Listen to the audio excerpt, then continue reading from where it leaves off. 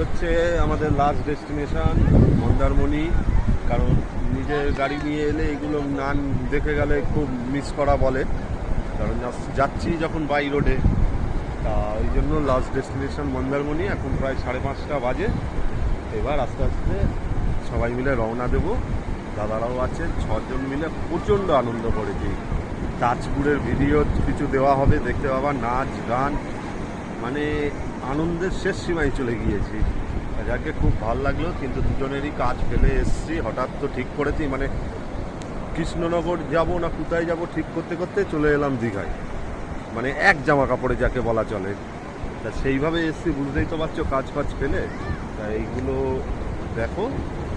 তা আজকে যাই, ফিরে যাবো রাত্রির মধ্যে, ব্যাস।